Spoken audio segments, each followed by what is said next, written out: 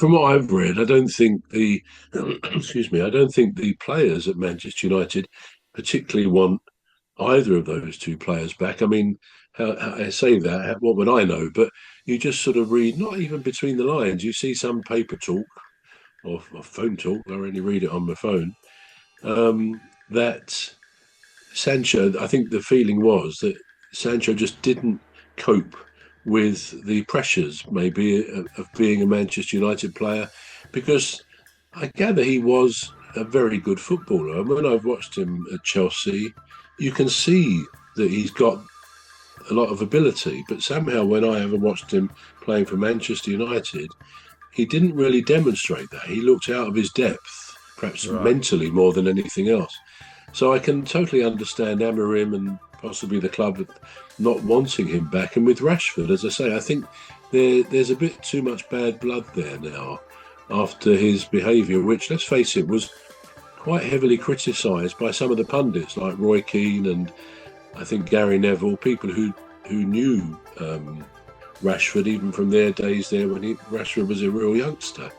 Yeah. And I think they felt his behaviour was very inappropriate. So I can't really see how he can go back there. The way forward may be for him to have to lower his wage demands, of course. Maybe Villa would want him, but Yeah. it must be a problem for some clubs when they've taken on someone who has a salary, a wage structure way above the other players.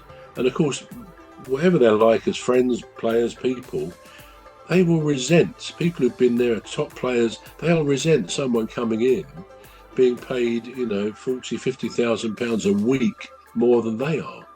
So, and clubs really can't afford to do that. If they pay that sort of money on one player's wages, it's Mm. going to stop them being able to have the ability to buy other players in the summer, because they too will want, pretty typical Premier League wages. Yeah. So it's a hard one, and the only way forward, if Rashford doesn't perhaps want to find himself, he might find himself back at Manchester United, but probably earning a lot of money to see out his contract, but not actually playing. And Yeah. and top footballers want to play for the most part, and possibly the same applies to Sancho. He would have been signed originally on a lot of money, Yeah. so I don't believe Anurin would want to play either of them. Yeah. As I say, this is what we perceive, what we read, so on about these things. So I don't know what will happen, but if they were to agree to take a lot less money, maybe they would find other clubs would come in for them as well. They probably would, because potentially they're both very good players. Yeah. Yeah. Now he's got a fresh problem, hasn't he, Amorim? Bruno Fernandes. He's been wanted by Real Madrid. So, you know, I mean that's about the only player that I know that is actually, playing up to or trying to play up to standards. And now he's Yeah, gonna leave. He's gonna leave. So, and they've got a lot of injuries at the moment. What's his name? I mean, Ahmad. Ahmad is still not. Ahmad Diallo is still not fit to play.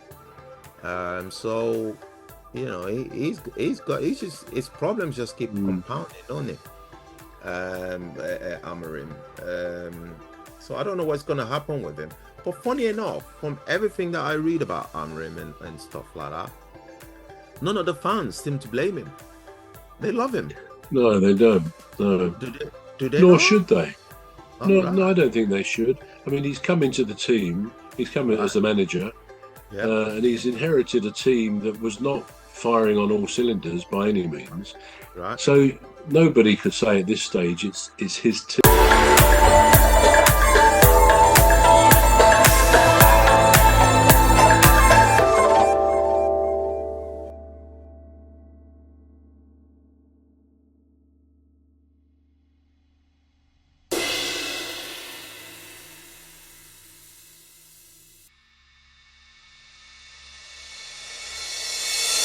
He's come in as Right. the manager, Yeah. and he's inherited a team that was not firing on all cylinders by any means. Right. So nobody could say at this stage it's his team. It's got any or many of people he's chosen to play for them.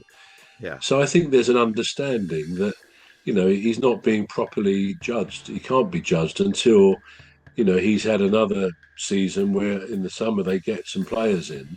I Yeah. know he's told Bruno Fernandes that he won't let him go. Now, that implies that Fernandes still has some time on his contract still to go, All because I right. think it will be a serious loss to Manchester United to lose him. I mean, he's Yeah. the pivot. Everything goes around him, and yeah, he is of the standard, in my view, that Real Madrid would want. He's a Yeah. top class footballer. He really is, It and is. they would miss him horribly. Without him, I think they could have found themselves in the relegation zone this year. He just holds it all together.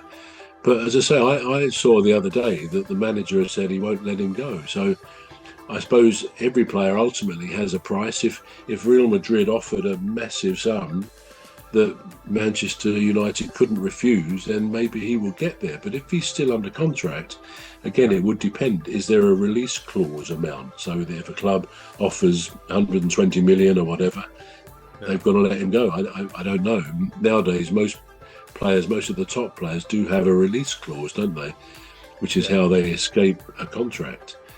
But I don't know whether Fernandes has, but it would be a sad loss. But for him, I always feel he's very loyal. He's a player, he's a complete footballer in the sense he gives everything. You can see his will to win, his determination, his abilities, his simple abilities on free kicks and his passing, everything. He's a 100%er in every way. He's got a good engine, as they might say. So, all credit to him. He's not sort of gone a bit sulky because the team isn't up to standard and not bothered just earning his money. I think he puts himself into every game. So he's a great advert, a great role model for any footballer, really, that when things aren't going well for the team, you still, beaver away, you still keep at it. And all credit to him for that. I think it'd be a loss not just to Manchester United, but actually to the Premier League. He's a player I love to watch. There's probably not many players. There are some. I mean, obviously, I support Palace, and we've got a few very good players. So I pay to watch them through a season ticket year after year. But in terms of what I pay to go and see a particular footballer, probably not too many of them. But Bruno Fernandes is definitely one. I love watching his football brain. You can just see it.